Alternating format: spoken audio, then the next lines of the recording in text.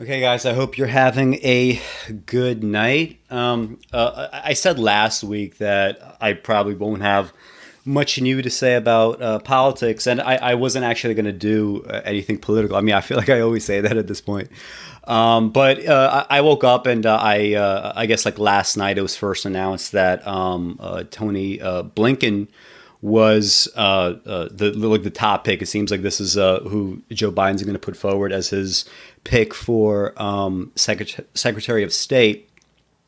And like if you just look at, I guess, like more typical media outlets, like if you were looking at CNN, for example, you're just gonna get like biographies that are just essentially, giving this extreme halo effect to Tony Blinken.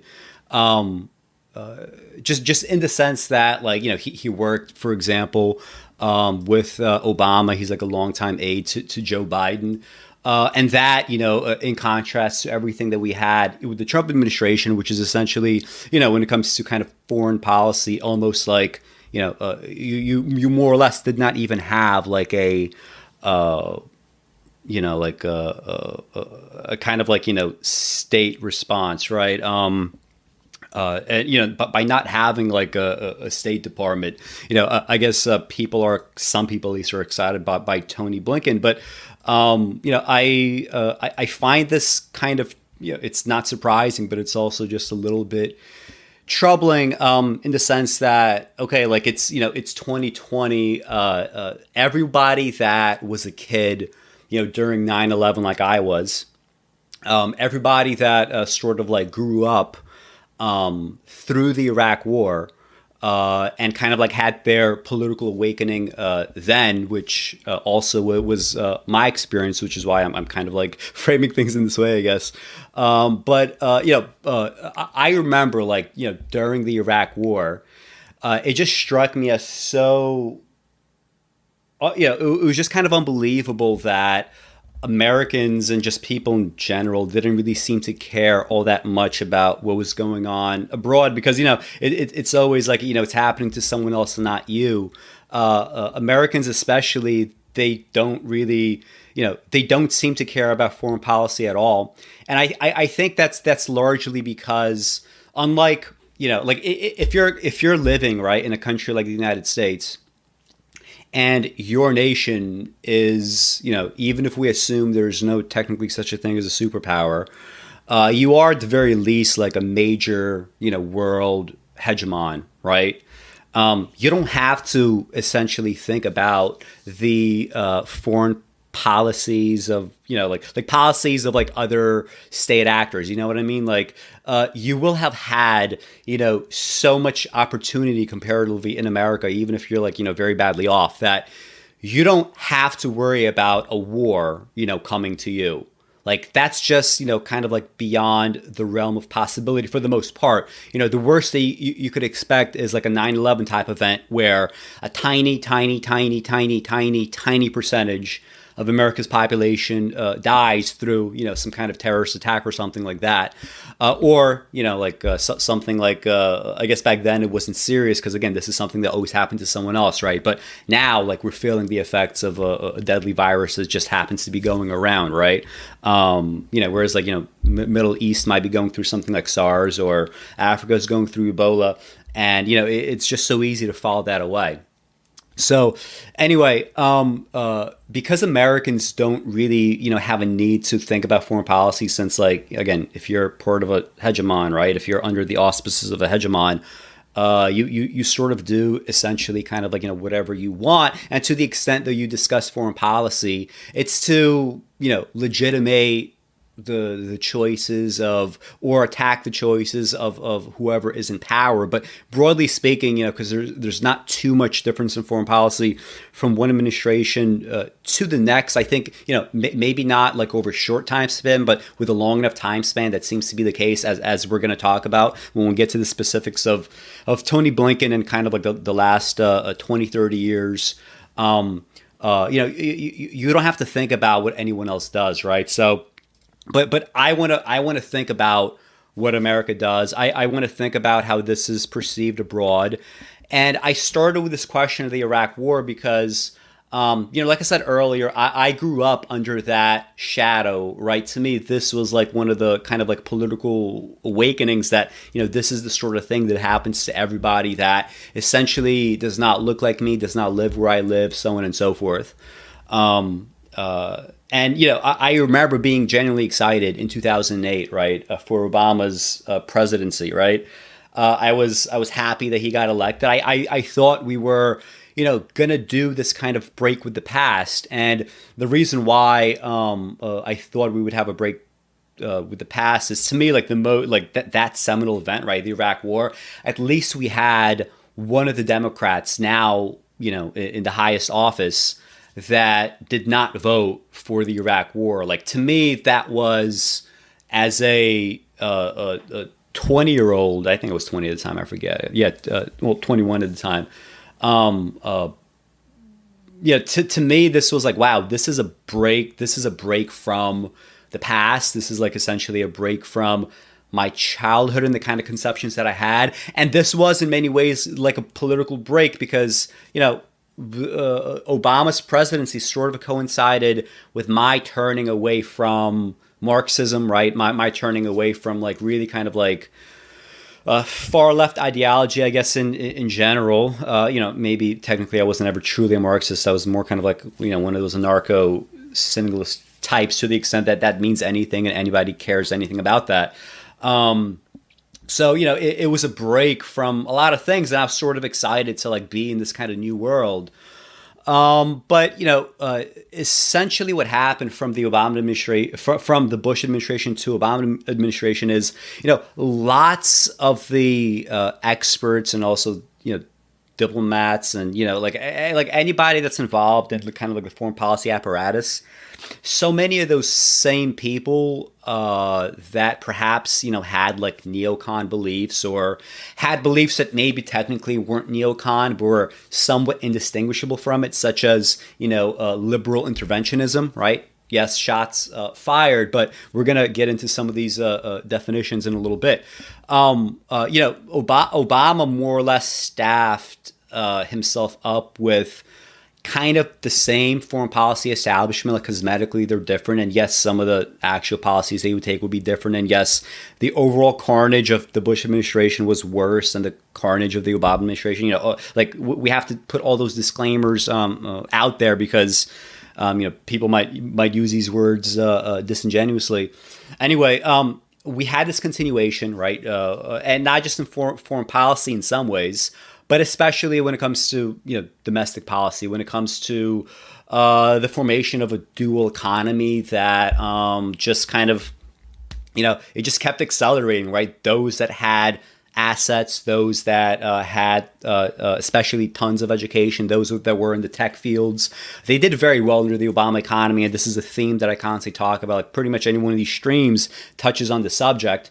And the reason why it's so important is, this dual economy explains so much, including Trump, right? And if we're going to play this game where, Trump is kind of like, if not the supreme threat, then a major threat or a supreme threat, we're going to have to come to terms with the fact that, so much of what happened under Bill Clinton and so much of what happened under Obama laid the groundwork explicitly for Trump or a Trump-like figure to eventually come to power, using the kinds of policy positions that he used as cudgels, right? I mean, kind of a white resentment against sort of being left behind, essentially, at least many whites, right, in this new economy, right?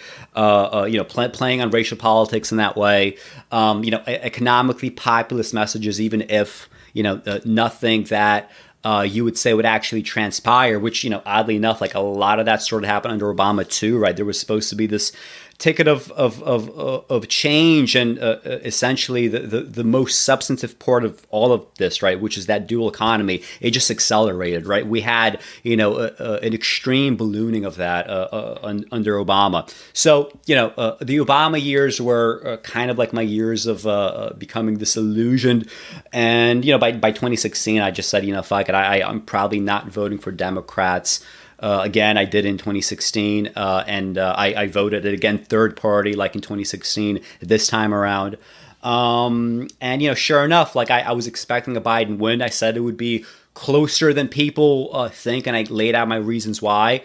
I know there's this whole meme that everybody's sort of like trying to say, see, the election proved exactly what I was saying, but actually, literally by the numbers, it proved what I was saying, which feels good because in 2016, I thought Hillary would win, and she didn't. So, essentially tossing darts here, but hey, you're watching. Sure enough, so Biden is elected, right? And this name, like Tony Blinken, he just comes back, right? And the one thing that you have to understand, at least the differences between Obama and Biden. I mean, there are many, perhaps not substantively, but one of the difference is Obama did, in fact, vote against the Iraq War. He presented arguments against the Iraq War. And he didn't, at least compared to Bush, he didn't do anything too crazy. Yes, of course, Syria. Yes, of course, Libya. But nothing too crazy compared to the carnage that we had. But Biden, I said this before, but Biden is a centrist in the sense that not truly, right? I mean, he would be a center right candidate anywhere else, like in the Western industrialized world, right? But in America, he is centrist in the sense that everything, right? Everything the Democrats ever did that was, maybe popular sometimes or was at least maybe like expert consensus, even if it wasn't popular at the time, like in terms of polling or whatever. He just sort of went with that, right? Like if there were like signals like against gay marriage, like, which obviously was the case in the 80s and the 90s, like he wasn't going to fucking go out and be like, no, guys, like we have to, really make sure that gay people could get married. Like he's not someone that would ever do something like that, right? When it comes to the Iraq War, obviously we had enough votes well, I mean, I'm not, even if we didn't have votes, who knows what would have happened. But he sort of like took the mainstream position, like that mainstream position in 2003. Anybody that's like younger than me, they might not even get that. But if you were reading newspapers then, if you were like looking, at the time I was mostly looking at online news. It was fairly like consensus position. I remember when I was like 15 and I was arguing with a friend of mine about the Iraq War, and like both of us came to the same conclusion. It was like, listen, based on what we see in the media here with like the so-called evidence that is being presented, right, for weapons of mass destruction, it seems as if that because the evidence might be imperfect and we have maybe like some reason to be skeptical, at least, to the extent that going to war, you should be like absolutely certain that this is, like nothing else is possible. Because that's such a high stakes and costly event, like costly for the people that actually matter. It's obviously extremely profitable for those that are involved in the military industrial complex, but for everybody else, it's extremely costly, right? War, is used as a justification for cutting entitlements, right? War is used as a justification for ever kind of multiplying belligerence sometimes, right? Depending on the circumstances, and we've had examples of that in American history, at least. I was arguing. We came to the same conclusion. We said, everything in the media seems to tell us that, hey, expert consensus is, weapons of mass destruction might be a thing, and he might want to like do, Saddam Hussein might want to actually attack his neighbors for whatever reason. Being good liberals, right? Keep this in mind. Being good harm reduction liberals, right? Even if I was a Marxist then, I was still, when it comes to, I guess, like these kinds of questions, still kind of, harm reduction in my head. We said like, hey, we should go to war if we have broad-based support from the international community on this thing, because my reasoning was, hey, even if the media is telling us all this, and maybe we should sort of accept it, it seems like that's not so easily accepted by the rest of the world, right? Maybe highly aligned nations with America, took this position, but that didn't strike me as the case back then, right? And I thought, this gives me enough pause that I, that I wouldn't support the Iraq War, right? Like, you need international backing for this, and I didn't know then, but I was espousing what is now called a progressive realist position of international relations, of great power politics, right? The realist school in general is known for theorizing about great power politics and hegemony, and how that works, and progressive realism would say all of this is true, but this needs to be done under like a wider international framework. Now, Tony Blinken, very long introduction, sorry, but this is just this is what I do, and it's probably not going to change, unfortunately, or fortunately, right? I wouldn't do it if I didn't think it was nice, but out of politeness, I'm still gonna apologize to the audience when I go a little too far afield. Anyway, Tony Blinken is not in the category of progressive realism. He apparently did not care that much about international consensus. He said, we have security concerns, so let's do this. And he helped craft Joe Biden's kind of position during the Iraq War vote while it happened, and also after a fact when Iraq War first, it was Democrats voted for it, and then it became this weird cultural war issue.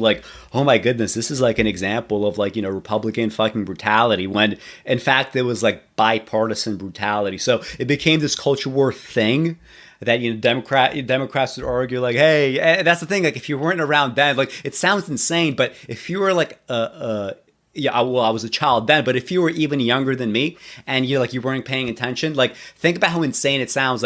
Democrats back then, they were arguing with Republicans not about the nature of the war. They were arguing more so on the lines of, hey guys, you guys are so fucking competent that, we lost 5,000 plus soldiers. There were, a couple 100,000 civilians that were killed, and we're nowhere near actually winning this war. So it was kind of it wasn't weirdly enough, right? It wasn't an argument from the left. Although of course, we did have some progressive pushes, starting, I'd say from 2004 onwards, right? We had the, Howard, Dean, race, right? Which ended, with this, fucking scream, I guess. Very, very quaint, right? 2004. We had Kerry, right? I remember when John Kerry was up there, and he was, I don't know if it was a debate. I think it was a debate. It was one of the debates probably. And he said something you know what? Every American needs to have health care. Right, and he just paused, and everybody was just clapping for a long fucking time. And I took that to mean this is some kind of dog whistle, right? The left has dog whistles too. This was a dog whistle for, if not universal health care, then something like Obamacare, right? Which eventually would come to pass. Eventually, the war was just kind of dismissed as complete, disinformation by Republicans. It was their war of profiteering, blah, blah, blah. But during this transitional period, right, when Democrats were sort of pivoting from defending their take on the Iraq War, which would have been kind of to the right in some ways of Republicans, we would do it better. We would have been more forceful, right? Or maybe it is from the left in the sense that it would be we'd be more wise.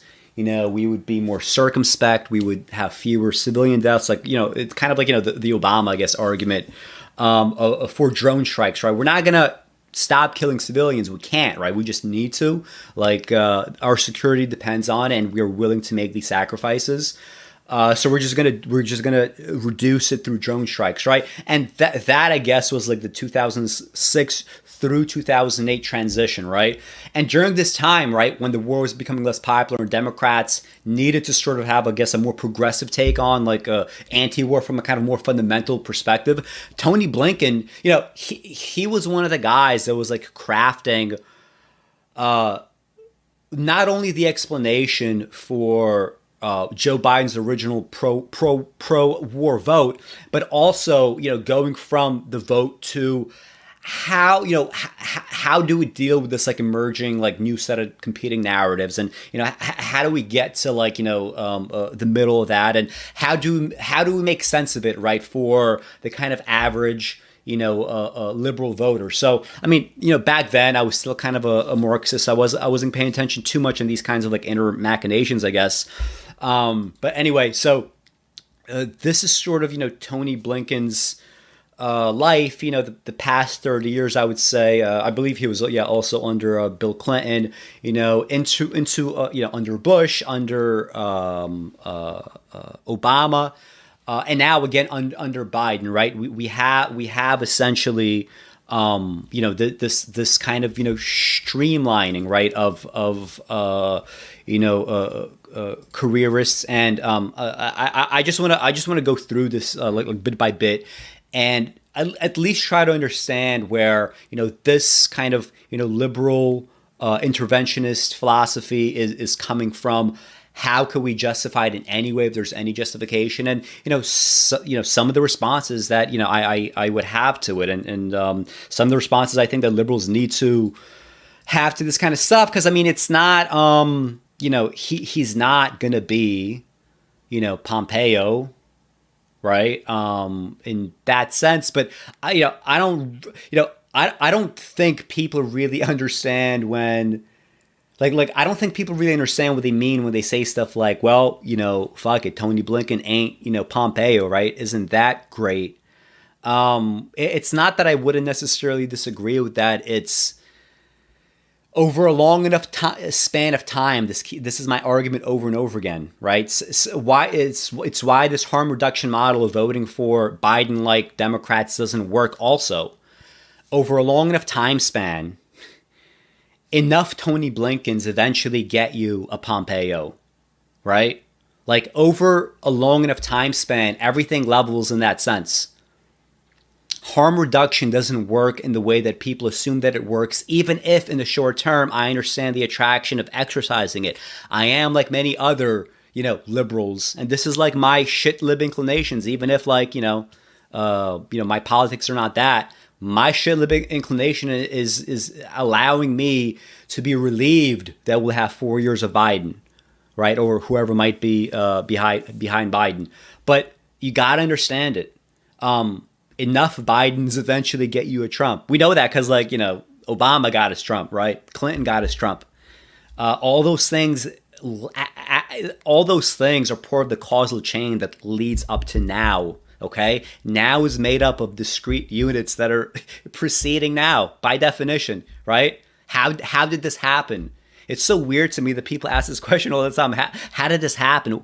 How are we here, right? I remember watching the debates between Biden and Trump, and it's like, fuck, like, can you just imagine that it's these two fucks up there, like just like the first debate, just arguing with each other and yelling and like Trump is acting like a lunatic. Joe Biden on his part is just like, I don't know what the fuck to do about this nonsense, other than just like try to be normal, I guess, to the extent that we have something like that. And it just like strikes me like, damn, like it's just unbelievable that these two are up there, that this is what America has produced. Like the fact that it's those two old guys and they're white and they're so like, they represent a mode of thinking that is so out of sync with like today's day-to-day reality. How did that happen? And the answer is as before. Every moment is essentially led to now. All those indiscretions, let's call them, let's be nice. All those Obama indiscretions and all those Bill Clinton indiscretions, and also the Bush indiscretions. Like Trump ran, whether or not it's honest. He ran explicitly on an anti-war platform.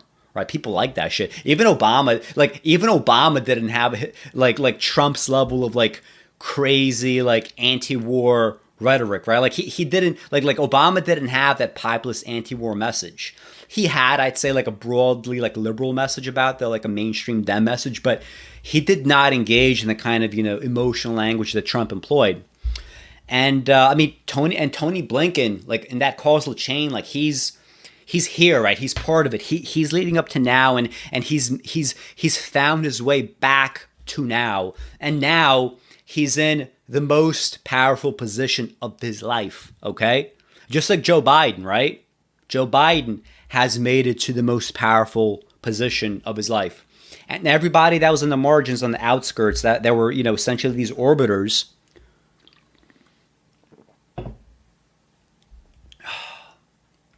They sort of went for that ride. So let's read this article. Came out, I believe, today's the 23rd. What you need to know about Tony Blinken, for those that are just listening to the audio and don't see this. Biden's apparent choice for Secretary of State most recently played the influence game in Washington. So this is from the American Prospect. It is liberal / progressive publication. I guess like to the extent, like I know like Robert Wright, we're going to talk about this in a little bit. He's the one I think that coined but he at least popularized this notion of progressive realism, right? To distinguish it from, I guess, the maybe more orthodox. I don't know if that's the right word. Like John J. Mearsheimer, a style of realism. Like big player power politics. So this is the publication that kind of leans, I guess, more to that direction. From what I could tell, I'm not necessarily a big reader of the American Prospect. So with Blinken as Secretary of State, we're likely to see a return to an old guard of democratic foreign policy, right? So again, like what I said earlier, going back to Obama, going back to I don't want to say Clinton, but I guess in some ways to Clinton. For nearly 2 decades, Tony Blinken has served as President-elect Joe Biden's closest foreign policy advisor, from the Senate Foreign Relations Committee to the Obama White House. That Biden would choose him for a high-ranking position in his administration was never in doubt. On Sunday, we learned what that position would be: Secretary of State.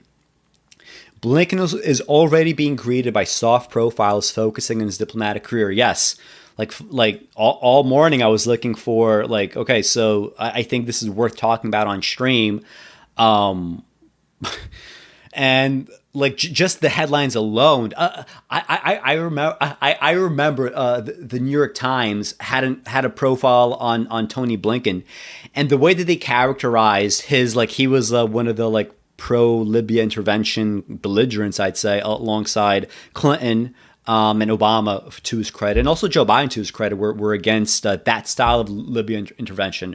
I remember, like, so the New York Times was writing about him, and the way that they phrased it was he had, quote, mixed results with Iraq, Libya, Egypt, and Syria. Like what I think about the kind of fucking campaign of self like obsession that journalists have waged over the last 4 years, simply because, like, Trump is a fucking bully, when it comes to journalists. This like fucking like victimization complex that journalists developed, like seeing like a phrase like that and knowing that this is the esteemed New York Times, right? This is the thing that Trump attacks the most. This is supposed to be the representative of everything that liberals hold dear in terms of, like, information. And that after their embarrassment with the Iraq War, right, in the early 2000s, here like 20 years later, they're whitewashing this history because, in a sense, like, they have to whitewash themselves, right? Just like liberals, right? They have to whitewash themselves all the time. Like, this is This is like that secular, cleansing ritual that we do, right? And I'm part of this, right? How do I, deal with guilt, right? How do I deal with, voting for third party? Well, I'm going to vote third party in 2020, but in 2018, I'm going to donate, right, to Democrats, hoping for the best, right? Even if I think like it's not going to do much, like that's like kind of like a self cleansing, right? Here, we have a whitewashing journalistically. My point is saying this and bring myself into this shit is like everybody does it. Everybody that's watching this does the same thing. Okay. Everybody engages in this kind of whitewashing. And, we've had this you wouldn't hear much about Tony Blinken, prior to like the last couple months when his name started, coming up in these contexts. But suddenly, like he's kind of like all over, and watch all these esteemed publications and look at the profiles that they have on Blinken and compare it to what I'm going to talk about here and what I've talked about already. Okay. So sorry, guys. I know that I'm ranting, but I'm sorry, but I'm also kind of glad. Anyway, by the way, so anybody that's watching this, so like a couple of things out of the way. If you're watching this stream, if you're not subscribed, and you like what you hear so far, you like what you see on the channel, please subscribe. I do politics live streams. I do arts live streams. In fact, we are discussing both tonight. Please hit like if you haven't hit like, anybody that's watching this. And also, I take questions after every kind of segment. So we're going to have like a Tony Blinken segment, which might go on for a little bit. So if you have any questions thus far, you might forget them. Just write them in. I'm going to answer them. I'm going to talk to chat once this segment is over. So, and if anything else comes up, if you want to ask anything, just write anything that you guys have questions about. So anyway, let's get back to the article. So Blinken is already being greeted by soft profiles focusing on his diplomatic career, his youthful days spent in Europe, and his love of guitar. But for a better sense of how he might actually craft foreign policy, it is essential to look at his recent work as a strategic consultant, a brand of Washington influence peddling that has gotten little scrutiny. This came up, right? This came up with Hunter Biden, and it's not the same thing. I mean, Hunter is not like an expert in something like this, but again, long enough time span, you're going to get very similar results, right? Because the capital and the politics, right? Which is also the politics is whitewashed as service, right? Tony Blinken, a lifetime of service to America, right? It all leads to the same outcome, long enough time span. Strategic consultants draw upon their contacts and knowledge of Washington to advise powerful corporations. They do everything but lobby. Well, de facto lobbying still, right? So let's amend it in that way. It's still a de facto lobbying. This summer, I interviewed 60 Washington insiders as I investigated how Blinken's firm parlays connections into profit. Wow, I'm impressed. The Biden transition team would like you to overlook Blinken's corporate career, but it's crucial to understand the most recent resume item of America's next top diplomat. I would find it kind of curious if they would pivot mostly to the corporate career. I mean, there's a ton of shit that you could talk about outside of that, even like in the more kind of like just hard line, like philosophical level. But, I wasn't going to talk about this because I don't really know much about it. So, wow, you guys are getting fucking everything tonight. After serving Obama, the headline reads, he cashed in. Blinken launched West Exec Advisors with fellow Obama national security chiefs in 2018. West Exec's very name, a reference to the avenue that runs along the White House, suggested that its founders were trading off of their recent experience in the Oval Office and were angling for positions in the next administration. Blinken became a partner at a private equity firm named Pine Island 2. It was quite a change for someone who spent most of his career in government and had served most recently as Vice President Biden's National Security Advisor and as Deputy Secretary of State from 2015 to 2017. He and Michelle Flournoy, a former senior defense official, I'm not familiar with this name, registered I would be letting down Robert Wright. I'm sure if he were doing this stream, he would probably tell you something useful about him. Sorry, guys. He and Michelle Flournoy, a former senior defense official, registered the firm in Delaware and had a party to open up their downtown D.C. office suite with honchos from the Obama administration. Who was the firm advising? West exec staffers cited non-disclosure agreements and declined to name clients. But in conversations with members of the firm, I learned that Blinken and Flournoy used their networks to build a large client base at the intersection of tech and defense. Are you, like, just before we go any further, is everybody listening to this, like, fully comfortable with that? Tech and defense? An Israeli surveillance startup, wow, I think that's going to be relevant to some of what we're going to talk about later. An Israeli surveillance startup turned to them. I believe that was, like, in relation to... what was it? Like some sort of like surveillance systems for like the Israeli Navy. I think it was the Navy. I don't think it was like domestic ships. So did a major U.S. defense company. Google billionaire Eric Schmidt and Fortune 100 companies went to them too. Quote, "We are driven by helping companies who think they have a cool commercial capability, and they think that there's a market for it in the federal space," end quote, one West exec employee told me. I found the lack of transparency troubling. One thing to watch for is which clients Blinken will reveal in financial disclosures and Senate confirmation hearings. Blinken knew his gig at West Exec would be temporary. Indeed, he was so confident that the firm arranged for an exceptional contingency in its lease that allowed it to be terminated without a penalty if a Democrat won the White House. Flournoy is now a top contender for Secretary of Defense, and several other West Exec staffers are likely to hold key roles in administration. The firm's strategic planning has paid off. Wow. So for Secretary of Defense. Like just two, right? Like two out of this like de facto lobbying group. Right. Just two top employees, right? That used to be in government. They go into these corporations. They talk to tech. They talk to defense. They tell them what to do and when to do it and why to do it. Right. And, you know, a few years later, they're back in government. Right. And I just want to so this subtitle, right? After serving Obama, he cashed in. This did happen, right? But I would probably write a little bit differently, right? I wouldn't want people to get the impression that this is somehow weird or different. I mean, it's not, right?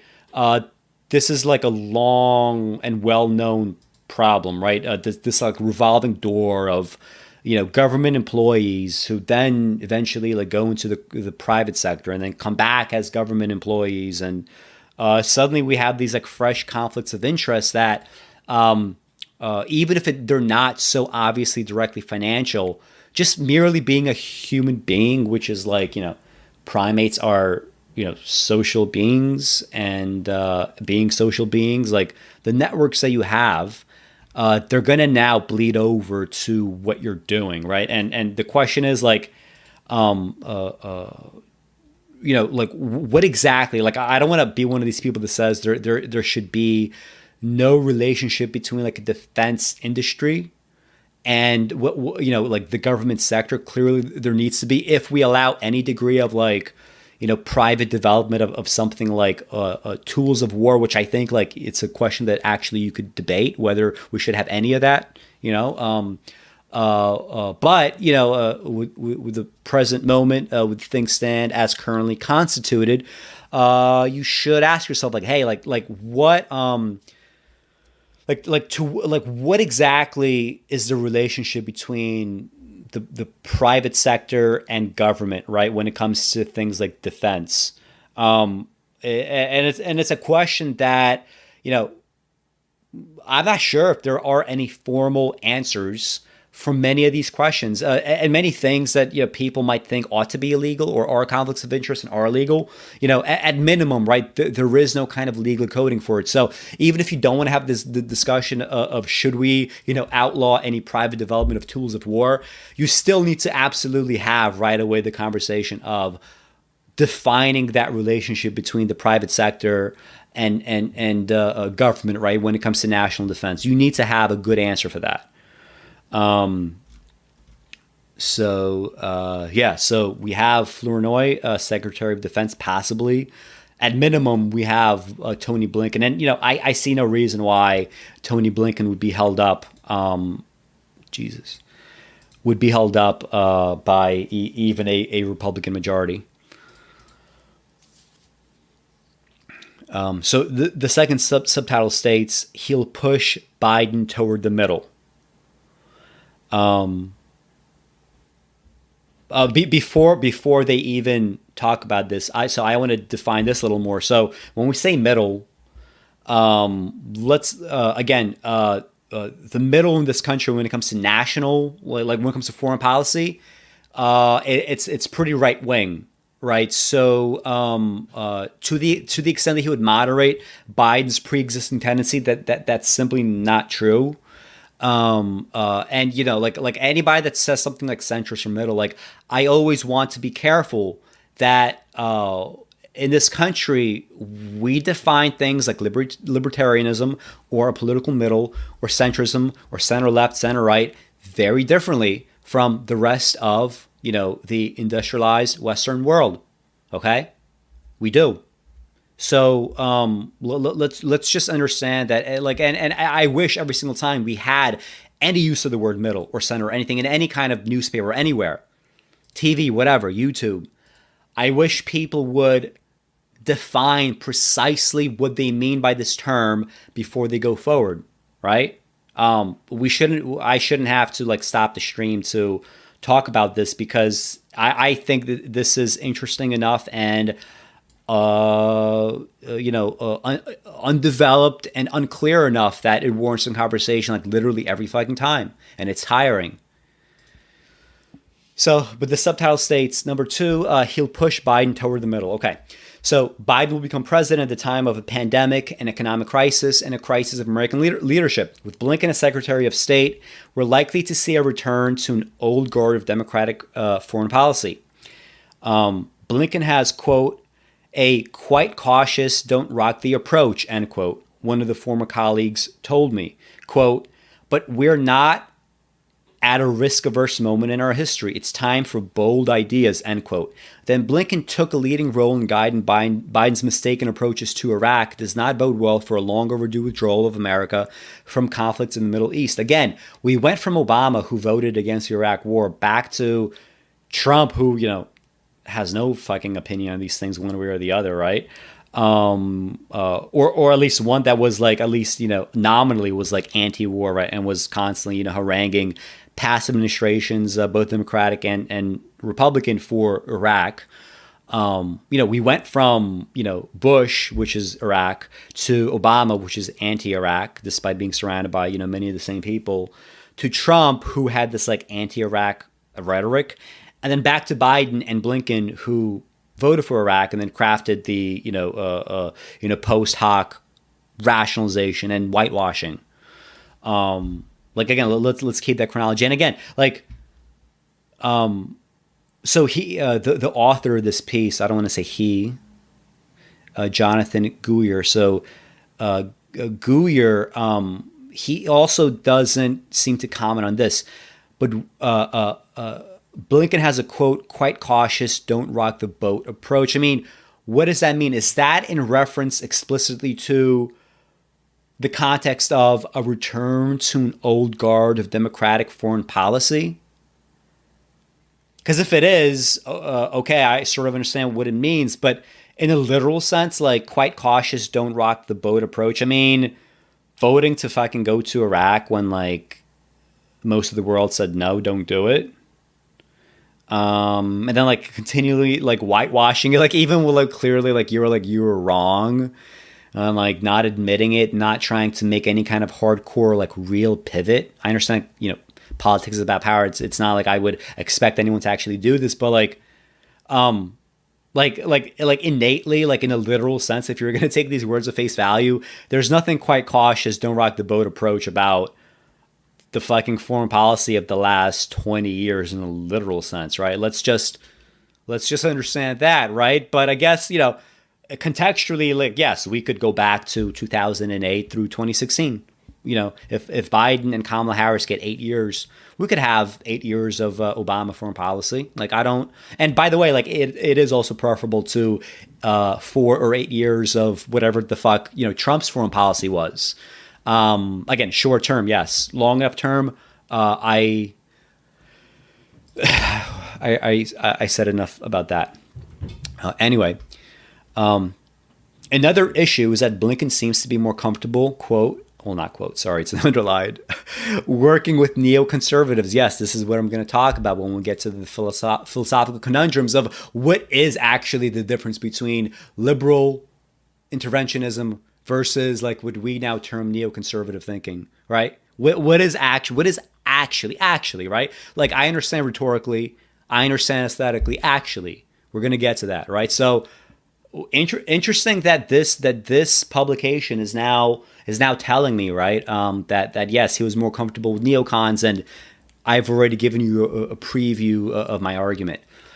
He's more comfy with neocons than with progressives. And by the way, I think by progressives, I think they mean progressive realism. I don't. Well, I mean, to the extent that people like AOC, I don't know if they have like a foreign policy orientation in that sense. Anyway, sorry. When the Biden campaign attacked women's march organizer Linda Sarsour in a call this summer, activists raised concerns. And I mean, this is right. I mean, that's not unexpected. The campaign walked it back. That's also unexpected. Like, they don't have a fucking, they don't have a foreign, they don't have an inner soul. They don't have a foundation. They don't have fucking anything. So you're going to attack it because you think it's going to play well. Then you're going to walk it back because, you want to play both sides. You have no inner soul, right? Other than, that let's fill all niches at all costs, right? This is how power, if we're going to think of this as like the blob, right? The foreign policy establishment of blob, just think of a blob, right? Imagine any kind of corners, nooks and crannies, niches in a room. Imagine a blob like literally, just expanding for one purpose only, which is to fill as much as possible, which is those niches. This is that argument, right? So the campaign walked it back, and Blinken later apologized to the Muslim and Arab American community. His harm to the let's call it the Arab community, Middle East community. Right?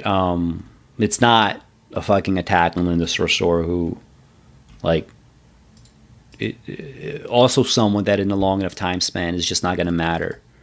Right? And that's not only for some of her, like, more, I guess, sillier positions, but, like, it's just not going to matter. These are all placeholders. Like, these are all placeholders, right? Sorry, I'm again like nervously. I'm always nervous doing these things. I have a lot of anxiety doing these things. Like something going wrong, like with the audio this time. I now have this like ugly 15-minute upload that I gotta get rid of. I don't like that. So like I do shit like this. Sorry guys. Okay, so while some progressive foreign policy experts have supported the Blinken pick, the Biden team only listens to progressives in foreign policy when they make noise. And this is true. I saw like some Blinken support from what we consider like domestic, like Bernie Sanders style progressives. So he's going to be powerful because there is no Biden doctrine. Before I read this, I want to think about this because there is. I mean, to the extent that Biden simply goes along with whatever the actual like absolute middle position is, middle in the sense of this is what the absolute center of his party, not center in the absolute sense of like actually what is the center and what is left, what is right, but the center of the Democratic Party has always been like right, going with the most popular and centrist positions. Then yes, like to that degree, yes, he is absolutely molded by essentially his environment, right? He doesn't push back all that much, although like again we have seen some interesting pushback, I think, to whatever degree that we could give him credit for that, but maybe this is an apt subheading. He's going to be powerful because there is no Biden doctrine. As Senator and Vice President, Biden's only consistent approach to the world has been an emphasis on personal relationships, especially with foreign leaders. This malleable worldview has given the national security establishment influence in advancing their own agendas within Biden's team, and it also means that key advisors have an outsized role in decision making. Blinken offered a glimpse of Biden's approach to statecraft on the CBS podcast. There is over-reliance on the military tool and an under-reliance on, for example, on diplomacy. And that would change in a Biden administration, quote, end quote, Blinken said. The podcast was sponsored by a major weapons maker. Quote, at Lockheed Martin, your mission is ours, end quote, read an announcer. The tagline threw everything Blinken had said into question. It makes it even more glaring that the paper of record notes on A1 that Blinken plays in a band, but neglects to mention his recent work for corporate and defense clients. Okay, so I guess to that extent, like we should discuss, obviously, I mean, we should discuss his corporate ties, right? I mean, it's good that it actually happened. I mean, this is actually a publication that I might want to add to my rotation. Let me just see what they have, like a cabinet watch. Let me see how please don't. Okay, Yellen for Treasury. Okay, back to Obama. To worry about. Okay.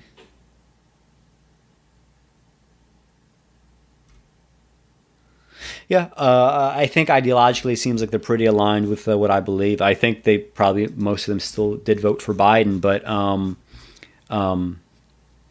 I think this is something interesting to add to the rotation, and perhaps I will. And the fact that this is like the leading story is good, right? This tells me that this is like a nice, substantive kind of publication. So that's Blinken, right? And I want to, so I'm going to finish with Blinken before I make the transition to the next thing, which is adjacent to Blinken, which is foreign policy as it relates to Israel, Palestine, as it relates, we're going to more specifically talk about BDS, right? And how everyone stands here. So I mentioned Robert Wright a few times on various streams. I'm a fan of his work. This is a publication sometimes that I read, the Nonzero newsletter. And Robert Wright, when he writes on foreign policy, he's a progressive realist. So he did this thing, right, where he's not really like a fan of Joe Biden, and he had issues, I guess, with like every nominee, but he was also kind of a championing to some degree Bernie Sanders, and he was making the argument that yes, Bernie Sanders had certain weaknesses as a candidate, but number one, everyone had, and it's not at all clear that Joe Biden had fewer weaknesses than Bernie Sanders did. And B, there are also strengths to Bernie Sanders that Joe Biden did not have, right? And that's also very important to remember when people make these kinds of like weird calculations that they either concede too much or they don't concede enough. Right. And we don't do that on this stream. So he has this progressive realist report card. When was this? So this was all the way back in the 13th, right? When like Blinken's name was kind of like heating up in the press, right? Is being floated around. Teacher's comment, right, on this report card. And I can't read script, so I'm sorry if I can't do this. Tony is bright and studious, but needs to do a better job of learning from past mistakes. This is a fun little thing. Okay, grades. Overall, C-. Military restraint, D. Is that a... Yeah, that looks like a D. It's not a B. Yeah, that's D-. That's pretty bad. That's like is a D minus failing, or is technically F only failing? Because this is literally as close to failing as you could get. And I just wonder, like, well, maybe like to some degree, all these people, anyone is like saddled by circumstance and environment, and will have to do something like Libya. If you don't go do something like Iraq, like you need to like fucking, do this like insane like release valve, right? Where if you don't get to do one, you have to somehow engage in some kind of brutality. Who knows?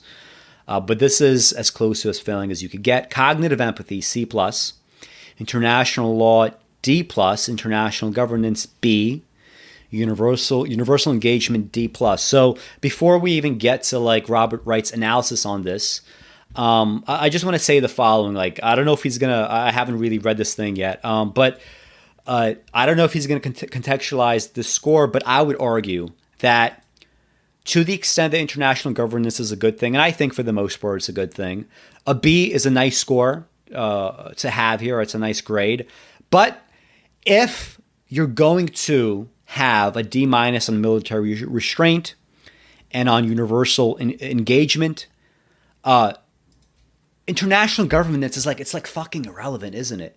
Right? You are damaging international governance, right? You are engaging in that performative contradiction. You are saying that you respect international governance, but you're doing everything that you can to hurt it. Now, with Trump, right? He doesn't give a shit about international governance, obviously, but he also had, more comparatively, military restraint, right? Like if you just tally up like the kinds of new adventures that you get into, at least. So yeah, like, was Trump damaging to universal engagement, international governments? Yes, he was. But, military restraint has its own unique inhibitor here, right? You can't be a liberal hegemon and make these arguments for international law cooperation and engagement and governance, and then, essentially engage in a series of actions, which is like, okay, all these things clearly apply to everyone else except us. Now, we can do whatever we want. We can, support states that have even less military restraint than we do. We could support apartheid in other nations if it's advantageous to us politically. We can, flout international law and also international governance with how we, do things like, like Iraqi, like I guess coalition transition, stuff like that. So, I wonder to what degree is something like cognitive empathy or military restraint, like how far are they actually disconnected from all this? Because to me, it seems like if you're doing badly in a D minus and a D plus and a D plus, like if you're doing badly in like a couple of these at least, you're probably damaging and dragging down everything else, okay? Like, I knowing what the logic of all this entails, and just like, writing it out, enumerating it, thinking about it, like developing that logic. This B doesn't mean much to me in that context. Anyway, so let's get to Robert Wright's analysis here. So background. Blinken is a liberal interventionist with an emphatic idealism about the virtues of, quote, American leadership. His relationship to Biden goes back decades, and he is considered a favorite for National Security Advisor or Secretary of State. We got this. But, at least his friend, his confidant is getting possibly Secretary of Defense. So looking at, we're going to go through these systematically. So military restraint, D minus. Blinken was a key advisor to Biden when the senator voted to authorize the use of force against Iraq. Blinken has tried to recast the vote as merely, quote, a vote for tough diplomacy, end quote, but post-invasion remarks by Biden make that claim implausible. Whether or not Biden had any kind of remarks about this would make it implausible. Like, it doesn't matter. The vote is the vote. The vote, like, said what it said. In a recent Washington Post op-ed that Blinken co-authored with Robert Kagan, one of the chief architects of neoconservative foreign policy doctrine, he implied that the problem with the Iraq War was poor execution, quote, bad intelligence, misguided strategy, and inadequate planning for the day after, end quote, rather than the very idea of invading a country in violation of international law, even after it had admitted weapons inspectors to assess the claims motivating the invasion. Yeah, so this is what I said, right? This was like the 2004 through 2008 strategy. Like, before you had somebody like Obama that could categorically say, like, hey, actually, this thing is Iraq is more than just a culture war, and I voted against it. So let's actually pivot to that position, that this was a troubling thing to do from the very beginning. Yeah, he was saying it was bad intelligence, it was bad strategy, it was inadequate planning, right? And I think this kind of captures the core between kind of like liberal interventionism versus Robert Wright's progressive realism, where, listen, if you don't have international support here for this kind of invasion, you just don't do it. Right, and you don't do these kinds of justifications after the fact, right? And you don't do it even if you think you can make a case for, which is, this is what liberal internationalism states, right? Like it needs a justification for doing an intervention, right? And it has to usually be more than just like a kind of let's preemptively, engage in this war, right? Although, that's to the extent that, the whole national security apparatus runs through this philosophy, like, it kind of serves this philosophy, and this philosophy kind of serves it to some degree, right? You're going to get military intervention based both on like, preemptive kind of like claims, and as well as like, we sort of need to do this for humanitarian reasons.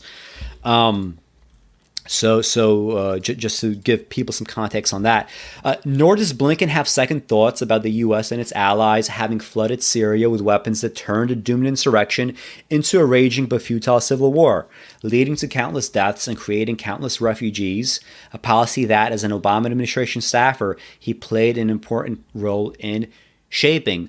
So, Obama, I don't want to give him credit as some sort of like liberal, like Syria dove. He certainly wasn't, but to the extent, I guess, that he didn't escalate, that's great. But whether or not he fully supported these things, or he sort of like, left it to the judgment of his like educated, experts, right? You sort of are, again, if you're a liberal, and again, I say this because I sort of am, and I do this all the time. Like, I do kind of defer to a lot of expert opinions on things. Like, I feel on some level like it's just an epistemological thing. Like, what can I fucking do to some degree, right? About some questions, right? Some questions I just don't have enough time for. I don't care about enough, and I'm just gonna defer to some way. So, and Obama did that, right? Because he's kind of like maybe like a similar profile to me, I guess, in some ways.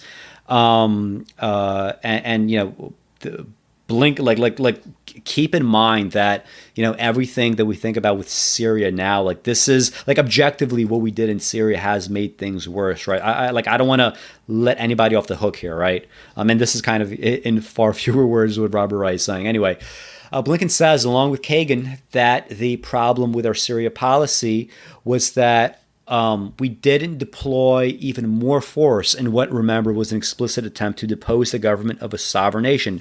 Blinken and Kagan also express opposition to withdrawing U.S. troops from Syria. By the way, is Kagan, Robert Kagan, is that the guy that wrote The Jungle Grows Back? I think he might be. Wow. So like, like, I guess in some ways they really are like ideologically similar. Okay. Cognitive empathy, C+. Blinken's capacity to understand the perspective and motivations of world leaders sometimes seems deficient. His judgment that North Korea leader Kim Jong-un, quote, at best acts impulsively and maybe even irrationally, end quote, evinces in the view of Asia security specialist Denny Roy, quote, a disappointingly shallow understanding of North Korea, end quote. The casual attribution of irrationality to foreign leaders often generates popular fear that can lead to war, and that often raises the question that Blinken's version of it raises here. If the leader in question is so rational, how has he managed to stay in power notwithstanding various steep challenging, including in Kim's case, the facts that 1, his impoverished people have every reason to dislike him, 2, he inherited leadership at a young age amid skepticism and even resistance from within North Korea's political establishment, and 3, various powerful nations would love to see him deposed. Yes, I mean, so first of all, like when people say this thing, a leader that is acting irrationally, it's always a little weird to me, right? To the extent that any one of us can ever be rational actors, we know, for example, that, like the kind of, thesis of like rational actors, like in the economy, financially speaking, that fucking like libertarian, like homo economicus. We know that's total bullshit, right? Like, I mean, we're not rational in that regard. Like, if we were all truly rational, like the kinds of investments that America would be making into infrastructure or so on and so forth, like it would look different, right? Like if you're one of these people that says like, hey, I have kids and like I want my kids to do well and I want their grandkids to do well and I want their kids to do well, you would probably take different, positions, right? So to some degree, every one of us is irrational day to day, but especially when it comes to like, kind of like wider, like macro states, like in the government, right? You get, to some degree of irrationality. So I think it's fine to say that, but I think to fully ascribe the irrational to any like world stage actor, it's so silly. Like it's just like, you're just trying to find a way to avoid any kind of engagement. You're trying to find a way to not deal with like hard questions, like calling someone like Kanye West crazy. Yeah, like I think it's somewhat justified to some degree, and I've done it in the past.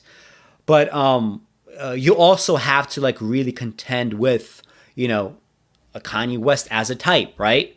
I don't want to compare Kanye West to Kim Jong-un, but on the international stage, like Kim Jong-un has clearly some level of fucking talent. Like the fact that he got into power as early as he did, and he was able to do it, like, and he was able to get, not only like so much of the country behind him, but also just like absolutely just like, engage in this like carnage against his own family, and like any potential threats to his future. Like did he successfully kill I think it was either his half brother or his brother. I think it might have been in Singapore or Malaysia, where there was like some assassins like in an airport, some women that Kim Jong-un apparently recruited, and they sort of like put like a rag of like some kind of like toxic nerve agent into I guess his brain, yeah, I mean like he was young, but he was ruthless enough to just immediately engage in this kind of a spree of carnage. He was able to very quickly solidify power. It's clear right now that power is not only in his hands, but also like his most trusted confidant is probably his sister, to the degree that any one of us, I guess, could make any kinds of judgments like that. I mean, he did pretty well. Just like, people hate Putin, but Vladimir Putin did pretty well. Like, he's not a dictator in the same way that Kim is a dictator. But whether or not we could trust the polls, like the fact is, like most likely, Putin is popular, and this is despite like the kinds of nonsense that he engages in. He plays the same culture wars that everybody else plays, and he does it well enough, and he did enough for Russia, I guess, in a kind of like crass material sense. I guess compared to like the worst of the '90s, that he was able to solidify his power in that way. So this is kind of sloppy. I even as like a fucking like streamer, to the extent that I'm a streamer, like I would be kind of embarrassed to like talk about. I'm not an expert in any of these things, but like if I talk about foreign policy, like to talk about someone as just like an irrational figure, right? And just kind of like file it away into like that part of the world where you don't have to ever think about it again. I would be kind of embarrassed to do that. So Robert Wright's objection here is absolutely right. When the subject turns to Russia, Blinken's cognitive empathy record is mixed. On the one hand, he accepts that such American actions as NATO expansion made Vladimir Putin feel threatened, which shows some understanding of Russian interests in its, quote, near abroad, end quote. Like this is like the fucking like the typical, isn't that the typical liberal position? Like, yeah, we get it, NATO's bad, but like isn't yeah, but like isn't liberalism like this form of liberalism like able to be reduced to this fucking yeah, but like Putin doesn't like NATO expansion, yeah, but but his defense of NATO expansion attributes to Putin an indifference to risk that is inconsistent with Putin's record. Quote, I think it's a good thing that we expanded NATO, end quote, Blinken has said. Quote, I ask myself, where would the Baltic states be right now if they were not in NATO? Where would Poland, Hungary, the Czech Republic be? The suggestion that end quote. The suggestion that Russia would have rolled tanks into Warsaw if Poland hadn't joined NATO strains credulity. The closest real-world analogy, Putin's seizing of Crimea, involved a region that had been part not just of the Soviet Union, but until the 50s, of the Russian Republic, and a region whose mainly Russian-speaking populace, by and large, supported the return of Russian rule. Again, for every fucking liberal out there that is looking at this from a typical liberal lens, like you have to come to terms with this fact, okay? Yes, I think if you analyze this enough, you see that seizing of Crimea is bad. It is a gangster move, right? It is clearly, like large power, politics, right? It's all that. Like this is true, fine. But it's also true that most people in Crimea were kind of okay with that. Like I get it. The referendum was bullshit. I get that it wasn't actually fair. I get all that, and I get like the referendum. I think that was in 2014. Maybe there was like actually a couple of referendums from what I recall, or is it referenda? But anyway, it was phrased in such a way where like yes, people were kind of like egged on to answering that they supported Putin's move there. But just like we could cringe at the idea that Putin could be so popular. I mean, but he is, right. But this was popular, right? Like and like we just need to like keep that in mind, right? So when Robert Wright talks about cognitive empathy, it's to what degree are you able to put yourself into the shoes of Putin, into the shoes of the voting population in Russia, the population in Crimea. To what degree are you able to do that?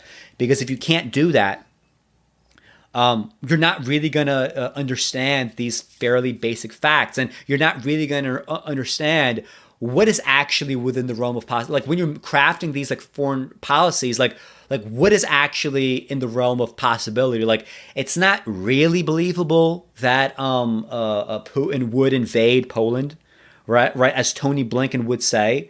And perhaps Tony Blinken, he could be like actually like a really quote unquote good person, like the caricatured like version of evil. And I think to some degree I would argue like all these like figures are evil, but the caricatured version of evil is like, hey, I'm this person that just wants to go out and like harm everybody, and I'm I have this kind of like sadistic pleasure in it. When in fact, like more functionally, what evil ends up how it ends up happening is like you just have this like well-oiled like slick fucking machine like under Obama or under whoever, where like people sort of go along with how things are, and the status quo ends up with like people getting killed, people getting hurt in some way. So like in that kind of like blob sense of like filling every niche, you eventually get to something that looks functionally like evil, right? And if you're not able though to have this cognitive empathy and understand what's in the realm of the possible, you as a good liberal, right, as a not technically like evil liberal, like you could actually justify saying something like, you know what, let's do this like belligerent NATO expansion, let's support it, because otherwise, we're not going to have Poland anymore potentially in our kind of like sphere of influence. And maybe Poland just period will become part of Russia. Who knows? And you're not actually able to, make judgments that are based on true probability. Like, you're going to get something's wrong. That's inevitable, right? Which is why we have like some level of like qualified immunity, I guess. I think to some degree we can never fully get rid of qualified immunity for diplomats, for presidents, or whatever. Like, every president has murdered civilians. I think that's true. But to what degree can you fully like get rid of qualified immunity? Because you're going to make some kind of mistake somewhere, right? I get that, but if you're not able to like understand things really from the perspective of someone else, you're not going to make probabilistic judgments, and so you're not going to get correct risk adjusted returns. So like what happened with Crimea, like as a result, let's blame it on NATO expansion to some degree at least. That was the risk-adjusted return of thinking that without NATO, Putin is going to grab Poland, right? That's just literally true. That's how you would make that kind of adjudication, right? This is how you would weigh these possibilities, knowing that in both cases, right, whether one gets taken or the other, there's going to be some kind of war, some kind of conflict. People are going to die, and it's going to put you in a difficult position internationally in terms of sanctions or whatever. So. These are not just like bullshit, like philosophical disagreements, right? We are talking about things that on that kind of macro level of like just high level consequential behavior, like we're always going to end up here, right? So Blinken gets points for recognizing that Russia felt betrayed by America's 2011 Libya intervention, which morphed from a humanitarian mission authorized by the UN Security Council with Russian acquiescence into an unabashed regime change operation. So this is something that people have to understand. Obama gets credit for initially following, I guess, international law for the intervention. But this is not how it ended, right? This is not and like when I get to like liberal internationalism, we're going to talk about this kind of like really weird conflation and this like slippery slope. Like we end up here, and the question is, this is still technically liberal internationalism in the way that Blinken in his like idealized self, like when he thinks of like, I am a career diplomat, I am a career servant, I want to do good things, I'm a good liberal, what does that look like, right? Like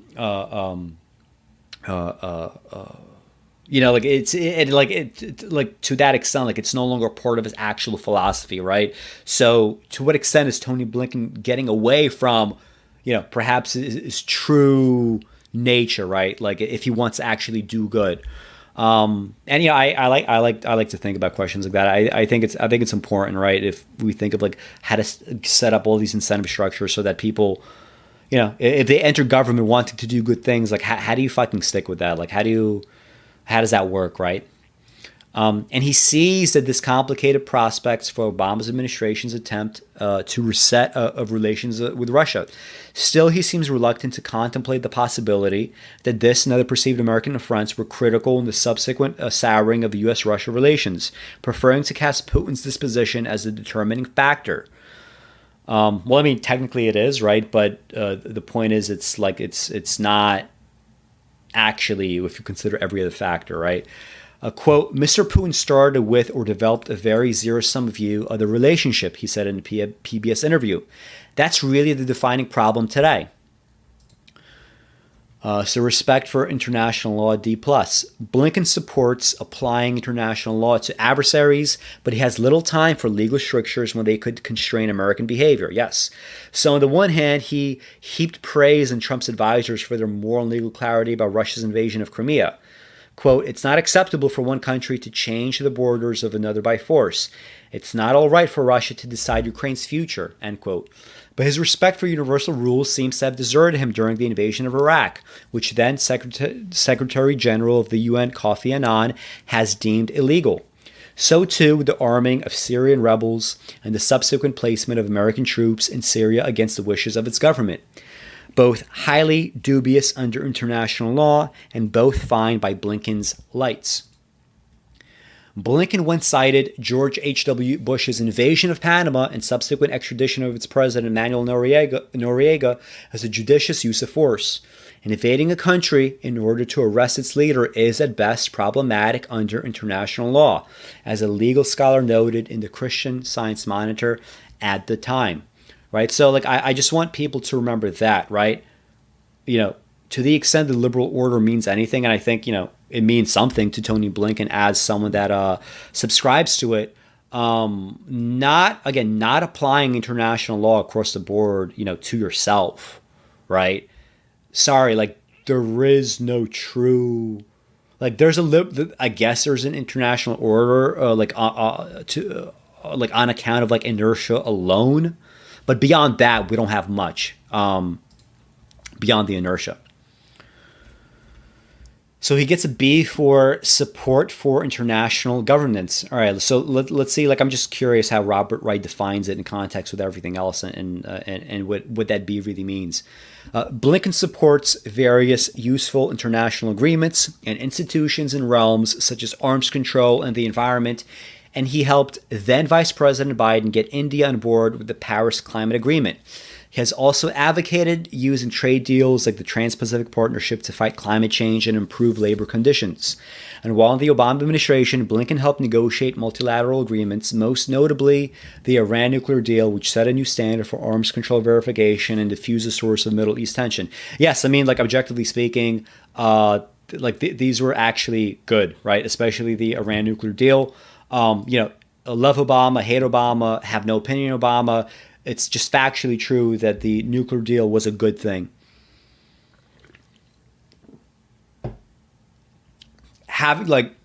Even if you take the most cynical view of, liberal hegemony, even under Obama, let's say, the fact is that cynical view, even if it ends with something hey, we have we have an action that is just there to provide cover for some sort of regime change or whatever. Having this agreement, it's so hard in the current climate, to engage, I think, in a lot of too many new wars. And at best, Obama, to the extent that Obama was pushed towards this stuff, to the extent that it's impossible to ignore these this fucking bloodthirst, right?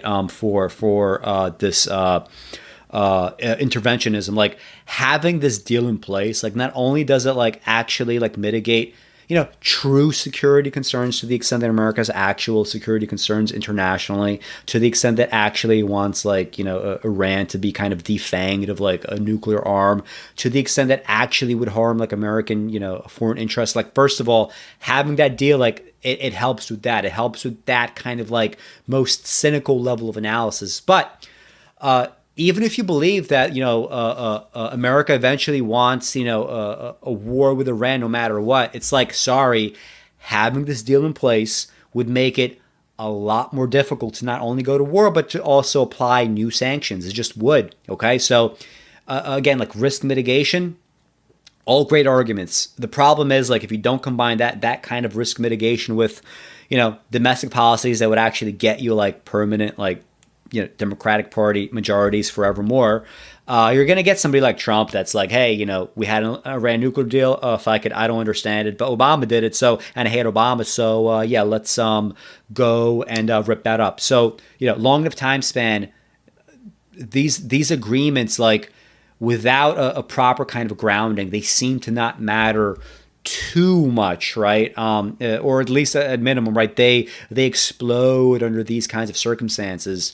I think truly long enough time span, we're talking about centuries, things get better. Right? I don't deny that. No matter who gets elected, right? Damn, I gotta stop this. It's almost 2 hours. I gotta stop doing this. Right? We're we're not even through the second article. Okay, so however, Trump abandoned that deal, and now, amid hopes that it could be revived in the Biden administration, comments made recently by Blinken are not encouraging. Wow. So I didn't know that, right? This is new information to me. I have not read this article before. I'm sorry for stopping, but I just feel like I want to stop to just kind of like, like, it's just kind of like, it's this thing where, like, you're kind of surprised and you're just wondering, well, what would his comments be? How would this play out? Would he really be against, like, re-entering this nuclear deal? Before, like, I get the answer, like fuck watching, like, Hollywood blockbusters, right? That are so, like, plot driven and plot dependent that once somebody spoils it for you, like, that's it, they spoiled the movie, because if you don't have the plot, you don't have anything. Similar kind of dynamic here, right? I'm just kind of viewing, like, Robert Wright is very kind of he's very happy that Biden won, but he's happier than I am, in the sense that, to me, like, I like the Biden win emotionally, but a lot of this is sort of like a spectator sport now to me, where I kind of see this fucking train wreck, and I'm just wondering, like, to what degree is this going to be borne out? Like, am I going to be wrong about the train wreck? Like, are we going to have, like, a really dangerous time come 2024 when it comes to whoever runs in 2024, if not 2024, maybe 28? And like, what would that look like? And like, if we don't re-enter the Iran deal, I think, like, that direction is even, like, grimmer than I thought. So anyway, sorry for entertaining myself, but I'm doing these streams under the impression that whatever I'm into, like, whatever strikes my fancy, whatever is entertaining to me is entertaining to others. And we'll see how this, like, philosophy plays out. And if it plays out well, it's like, wow, like, could I actually just, like, do this full time, and everybody just, like, is into what I'm into. Maybe that's kind of dangerous for me, right? Imagine if, like, you just get to give into your worst fucking instincts. However, Trump abandoned that deal, and now, amid hopes that it could be revived in the Biden administration, comments made recently by Blinken are not encouraging. In abandoning the deal, Trump not only reimposed sanctions that had been dropped as part of the deal, he added new maximum pressure sanctions that have inflicted additional suffering on the Iranian people and have shown no signs of altering Iranian policy. In an interview with Jewish Insider, Blinken said that a Biden administration, even if it suspended the nuclear-related sanctions as part of a return to the deal, would, quote, continue non-nuclear sanctions as a strong hedge against Iranian misbehavior in other areas, end quote. Like, I don't even want to read the rest just yet, but, I mean, talk about, like, fucking, like, projection. Blinken said other people were irrational. You think it's fucking rational to come up to a country and say, listen, we know that you're developing nuclear armed capacity, and listen, we know that you've been subject to our fucking whims starting from the fucking 1950s, when we helped overthrow a democratically elected liberal Western style leader in Mossadegh, and we supported this radicalization of Iran. And then we supported Iran and Iraq in the 80s during their fucking war, just to maximize casualties against both. And now we told them, despite the fact that you've been subject to our whims now for, like, over half a century, we're going to pressure you to give up the possibility of nuclear arms, right? The only fucking hedge, the only bargaining chip that you would have, Iran, against our aggression that we have actually done. We have actually engaged in this aggression for years and years and years. It's not a fucking theoretical thing. It's not the fucking, George Bush delusion of or the Colin Powell delusion of a mushroom cloud over what do you say, New York City or DC or whatever the fuck was that Condoleezza Rice or was that Colin Powell? One of them said that. Like those are total delusions, but Iran is not operating under a delusion. They were actually harmed. Their fucking like lifespans, like their lifespans were fucking cut, right, by Americans' crazy, insane actions from the 50s onwards here, and even before that. So we know that Iran, despite this fact, said, you know what, guys, listen, we're going to give up this bargaining chip, this possibility of a nuclear weapon. We can't be like North Korea, like completely marginalized with this nuclear weapon, like this like internally like, fucking incestuous kingdom. So we're going to try to somewhat like enter the liberally hegemonic order, okay? And like the liberal internationalist order says, let's give up our nuclear capacity, and despite the fact that we have been so hurt by America, let's give up that deterrence capability that North Korea has. North Korea would have invaded a long ass fucking time ago without that capability, right? Iraq would have never been invaded if there were true weapons of mass destruction. Despite that, let's give up our deterrence capability in the hope that entering the liberal hegemonic order, even a little bit, will keep us from the worst of American misbehavior abroad. That's what they said, okay? And despite knowing that this is literally what happened, right, with the Iran nuclear deal, Blinken says he wants to continue other sanctions so you're getting a worse deal to Iran, like, than you had under Obama. Really? Are you fucking running on a Trump foreign policy here? Are you running like under like a 2000 like a Republican 2004 foreign policy on Iran here? Like, what's going on? They already gave up the bargaining chip, right? They got those sanctions. This is what they're dealing with. And you think you're gonna get them to do what you want them to do by worsening, by cheapening the deal that you gave them under Iran through no fucking fault of their own, after your own misbehavior, half a century of fucking misbehavior here. How is that rational? How is this not like Tony Blinken's fucking projection of, I don't fucking understand really how the world works. I don't really understand how people operate. I don't understand what Iran is thinking. Or maybe he does understand, maybe he doesn't care. Maybe this quote is just like whatever, I fucking cashed out, I'm here again, let me just say whatever, right? How much of this is just like non-committal bullshit? Who knows? So let's get to Robert Wright's analysis of Tony Blinken saying we'll continue non-nuclear sanctions as a strong hedge against Iranian misbehavior in other areas. By the way, guys, if you're watching this, if you're not subscribed, if you're just tuning in randomly from YouTube, if you like what you hear so far, check out the channel. If you think it's good, hit like, subscribe. I do these things. I have been doing them twice a week, so let's just keep the ball rolling. Anyway, so Robert Wright addresses this blind spot in Blinken. The apparent assumption here is that Iran wouldn't insist on a return to the status quo ante, including, or anti, I guess, like ante up, kidnap that fool, including freedom from Trump's maximum pressure sanctions as part of re-entering a deal that it had been fully complying with when America reneged on it. Even leaving aside the question of whether Iranian politics do permit a return to the deal under humiliating conditions, shouldn't Biden want to uphold the idea that America stands by its word and sticks to the original terms of its deals, notwithstanding the unfortunate aberration of the Trump era. I mean, listen, this is why. Okay, so even if he gets a B here, like this Blinken blind spot in the cognitive empathy scorecard, right? He gets a C plus there.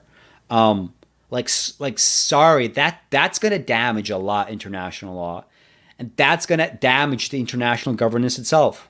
Okay, even if Iran just fucking says fuck it, we'll go along even with like new humiliating terms of this like new deal. Many people in Iran will be pissed off, and guess what? That's gonna radicalize them. That's gonna allow the wrong parts of Iran to get strengthened, like all the parts that are saying, "See, you fucking dopes, like you wanted to like enter the liberally hegemonic order under fucking America, and this is what it got you." And now we're returning supposedly to the Obama fucking golden age, and despite that fact, it's under these new humiliating terms. Like that's gonna damage everything. That's gonna increase terrorism. That's gonna increase like just people just like not trusting America. So that's a big deal. That's not that's not its own like little box, right? It's not its own filing cabinet. Where are we? Yeah. So one ray of hope. In an earlier interview, Blinken sounded more open to restoring the status quo with the elimination of all Trump-era sanctions. But one additional source of worry. In the Jewish Insider interview, Blinken declined to rule out the possibility that Biden would demand additional concessions from Iran, unrelated to the nuclear deal, in exchange for reviving the deal. This moving of the goalposts has long been favored by neoconservative and other hardliners who oppose the original Obama nuclear deal. I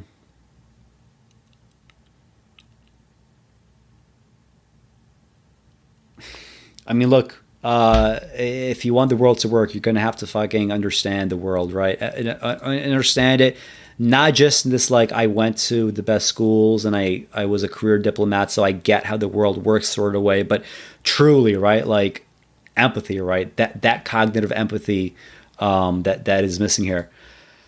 Support for universal engagement, D+. On the positive side, Blinken rejects the idea of decoupling the American and Chinese economies. Good. I mean, you can't fucking do that, right? It's just not. That's the thing that's not rational, right? You can't do that. But Blinken's worldview sometimes evinces a bit of the Manichaeism that can create or deepen global economic and diplomatic fissures. A real concern at a time when some observers fear the onset of a new Cold War. He cast the world as a battle between techno-democracies on the one hand and techno-autocracies like China on the other hand. He has advocated a League of Democracies that would strengthen military security and forge a common strategic, economic, and political vision. The world's democracies, he says, could develop a roadmap for countering challenges, whether it's coming from Russia or China in different ways or Iran. At a time when so many problems, environmental problems, arms control problems, and more, call for broad international collaboration, does it really make sense to focus your bridge-building efforts on the countries most like yours? Countries you tend to get along with pretty well anyway, especially when those efforts, by their nature, could exacerbate tensions between you and countries you don't naturally get along with. So miscellaneous, in 2017, after leaving the Obama administration, Blinken co-founded a consulting firm, this is what we read about, with Michelle Flournoy, a leading candidate for Secretary of Defense, called West Exec Advisors, which refuses to disclose its clients, but has said that some are in the defense industry. Blinken began a leave of absence from West Exec in August, and he could, by severing ties to the firm, technically avoid conflict of interest issues while serving in a Biden administration. Still, his robust participation in the revolving door of culture of the military-industrial complex raises questions about his ability to focus steadfastly on the national interest. Now, I mean, absolutely, right? Like, I mean, once you're in this private world, you're never truly out. Just like, listen, if you're in the public world of, like, government, like, you're never... like, you're never truly out either, right? Like, this revolving door is real, okay? So, I just want to quickly go over these definitions and why I find so much of this just kind of problematic. So the school that Tony Blinken belongs to, right, to the extent that anybody can be said to belong to any school, if we want to kind of pigeonhole him, if we want to like understand, like cognitive empathy works, in all directions. Like we want to understand what China's thinking, we want to understand what Syria is thinking, what Russia is thinking, what Iran is thinking.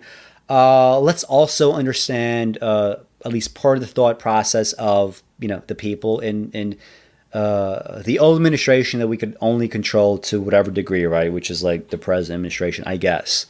Let's understand where they are philosophically, and let's sort of like, I guess, see, where they diverge philosophically from their own so-called inner nature, right? Isn't that, a problem to even the question of having an inner nature, right? If you get away from it, did you even have it? So in Wikipedia, liberal internationalism is a foreign policy doctrine that argues that liberal states should intervene in other sovereign states in order to pursue liberal objectives. Such intervention can include both military invasion and humanitarian aid. This view is contrasted to isolationist, realist, or non-interventionist foreign policy doctrines. These critics characterize it as liberal interventionism. Right. So, I was sometimes saying liberal interventionism, sometimes liberal internationalism, but just to understand, like the interventionism is built into it. Like, this is not like, I'm not sure if liberal internationalists, if they call themselves that and they don't want to focus on the interventionist aspect, but I mean, listen, if you feel like you have the right arguments for the individual intervention, like you shouldn't be ashamed. And like, I mean, I'm sorry, but even if you think that it's unfair that the interventionist portion of your kind of broader, worldview is what gets its emphasis in this kind of, let's call it a euphemism, or let's call it not a euphemism, let's call it a, what's the name of that term that, is meant to like actually denigrate something. Anyway, like if you feel that that's unfair, that's like an unfair characterization, that's an unfair focus or framing. I mean, the problem is people are so kind of like immune to like images of suffering in general that you have to like get them. You have to get them with a war. You have to get them with something, right? So like.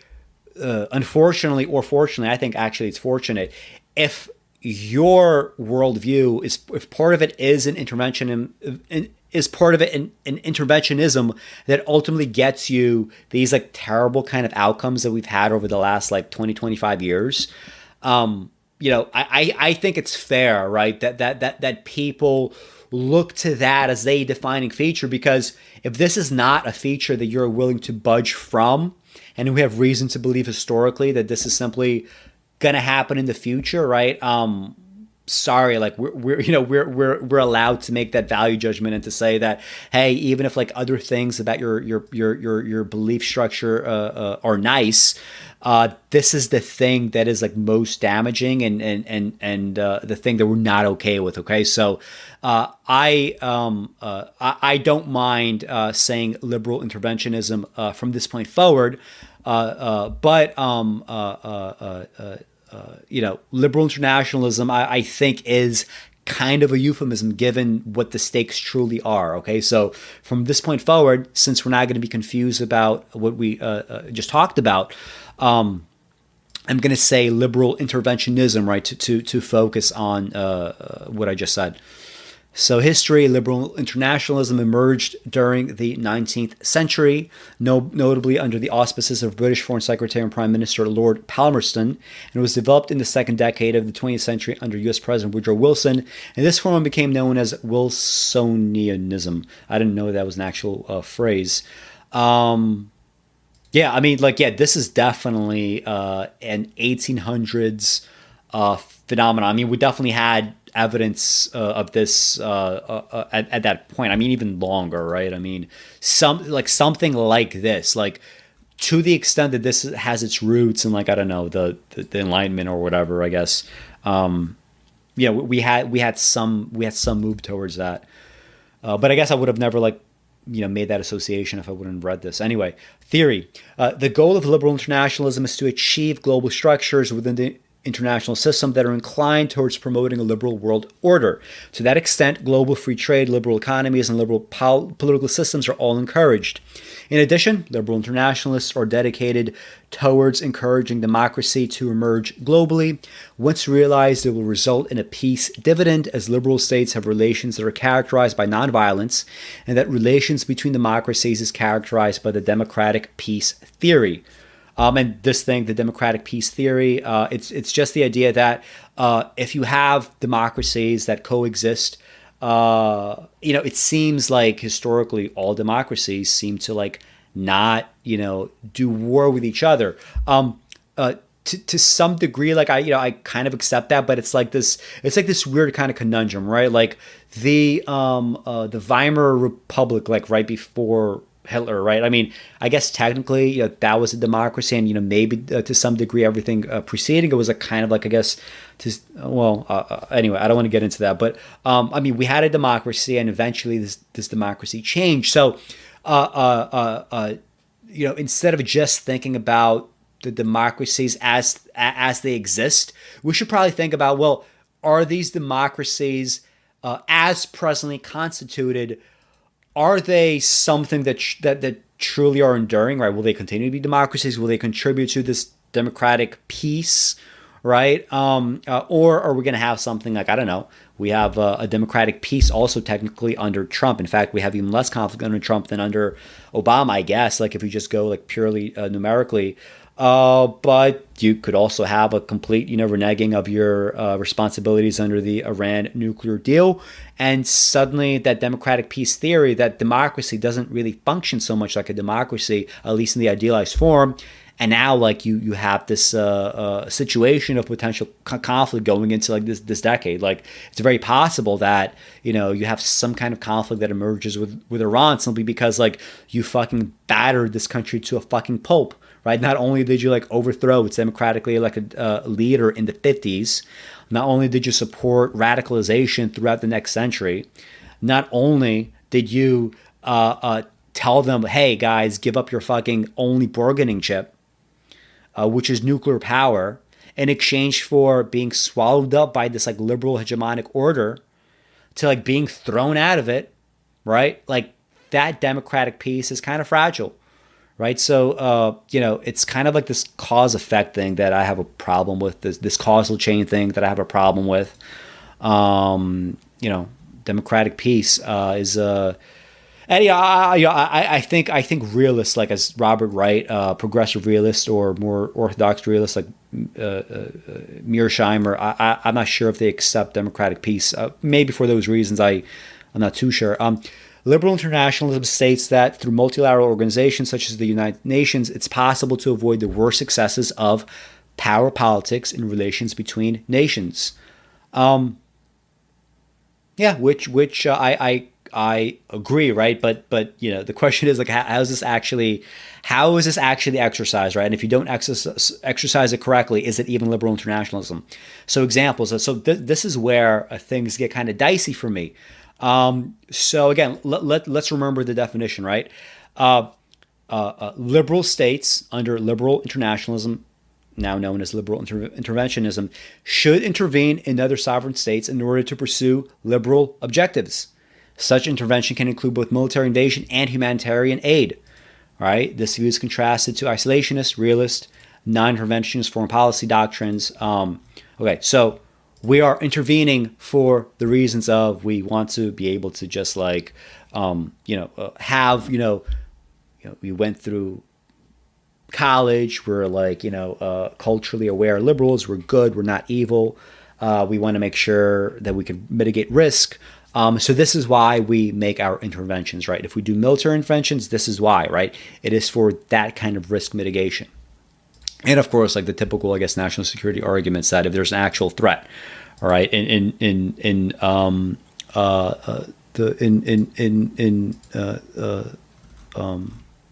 some cases also like preemptive, obviously. So when we get to the examples, right, let's see whether this makes sense to us. So examples of liberal internationalists include former British Prime Minister Tony Blair.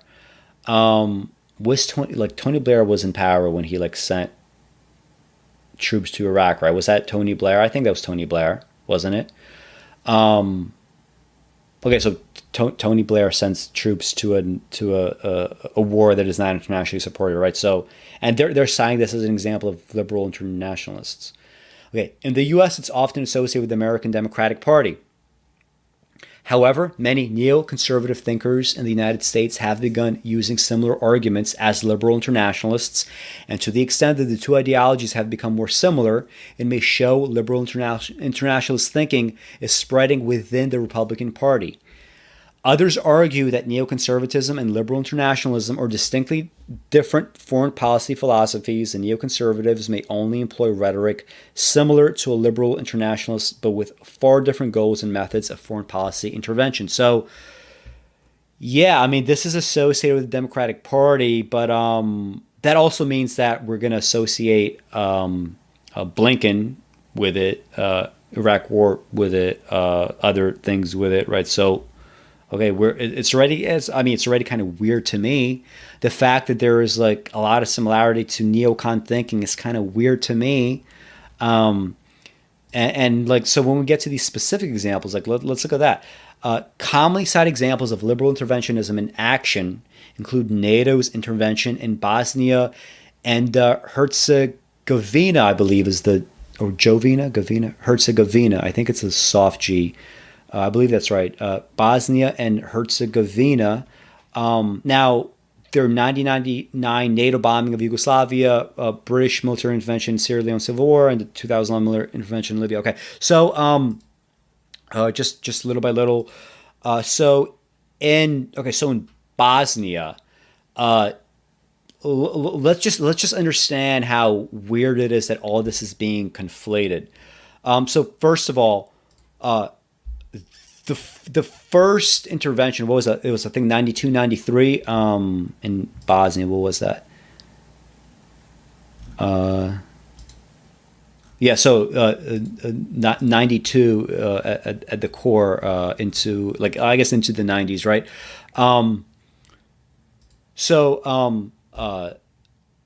That intervention, this was within the framework of international law. Right? There was broad-based international support for that campaign, right? That NATO campaign that was supported. So going back to the definition, right? Liberal states, right? My assumption, like if you're saying liberal state, there is already some kind of implicit, right, understanding with foreign policy, right?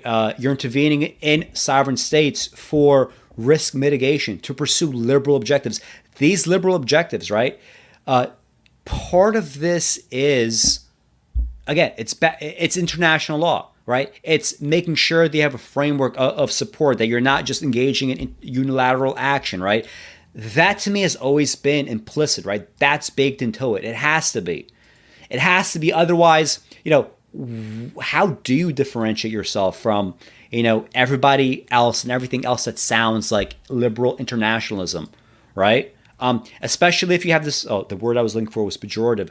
You have this pejorative liberal interventionism, right? How do you shake this off? Like, you think it's not fair. Okay, if you think it's not fair, what is a way to shake it off? Well, at minimum, maybe you get involved in conflicts that only have broad-based international support. Because if you do that, maybe you would be known as a liberal interventionist. You would be known only as a liberal internationalist because, A, if the whole world is saying to intervene, you're not personally the interventionist. Like, you have this wide fucking cover, right? But, so far, like this example, that isn't like that had that, right? That had that support. 99, the bombing of Yugoslavia did not have that UN support. It just didn't. Right? It's like, it's still controversial to this day. This isn't like the worst of it that I can think of, but honestly, I don't like talking in this kind of fucking like delusional lingo of it's not the worst thing that I can think of. Libya is not the worst thing that I can think of. It's a fucking delusional lingo, because when you say that once, if you say that in 1999, it's not so bad, and liberals are still arguing that it was okay. Especially liberal interventionists arguing that it was fine. When Bush comes around, guess what? those liberal interventions that said the Yugoslavia was justified, they're gonna say that Iraq was justified. They're gonna say that Libya was justified. Okay, liberals said it in 2003 with Iraq. Liberals said it again, right? In 2011 with Libya, it just happened again. So I don't like this lingo, right? Back to Libya, right? So I don't know enough about the Sierra Leone Civil War to comment. Sorry, guys. But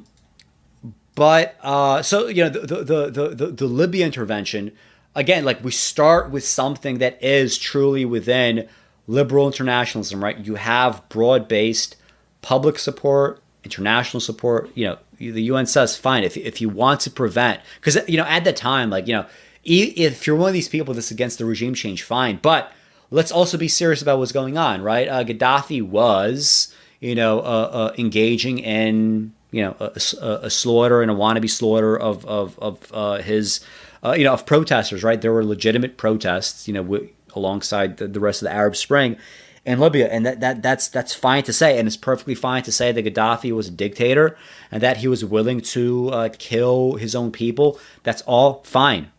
You could. Even if you're like a Marxist against intervention, like it's okay to say that. You don't have to like argue from this crazy fucking turf that Gaddafi was a good guy. But again, the international consensus was, let's put a stop to this like immediate bloodshed. Let's actually like find some kind of like, I guess, closure for these protests that doesn't end in bloodshed. But that's not what happened, right? Eventually what happened was I think it was NATO that declared, I'm not sure if technically this is what happens.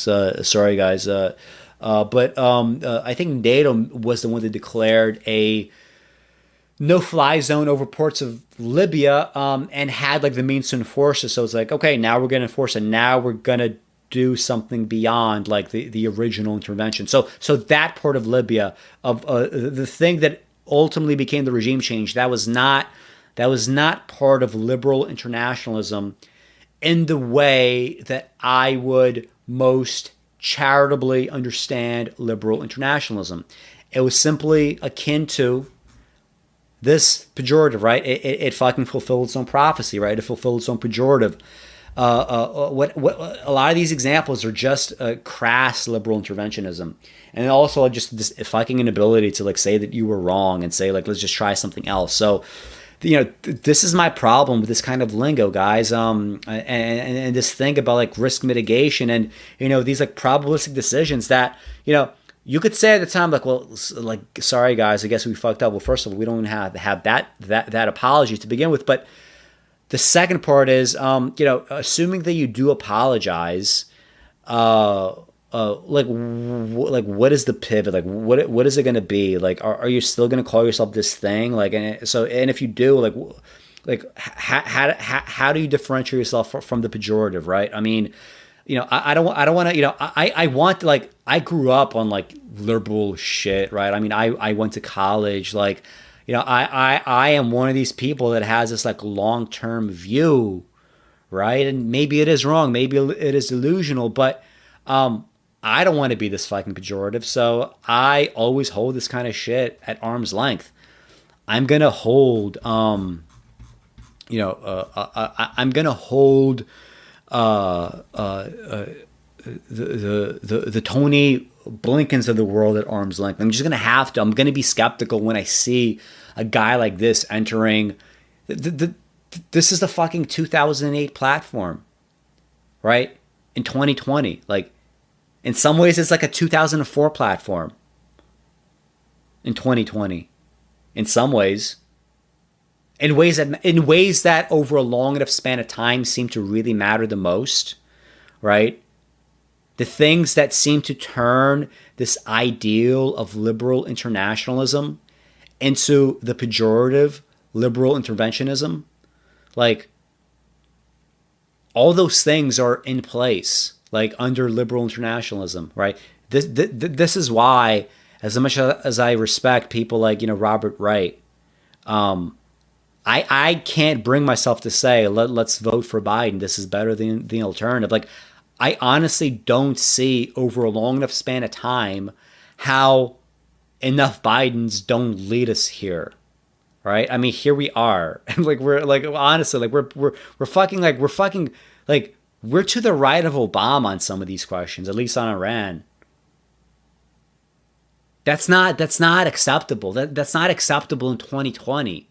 That's not acceptable for 2024, right? Winning elections. Like, if this kind of stupidity and this kind of inability to have cognitive empathy and this kind of understanding, if this thing ultimately leads us to a loss in 2024, and look at me, look at me. I'm such a fucking shitlib. I'm still fucking running cover for Biden, aren't I? Us, right? Leads us to a defeat in 2024, right?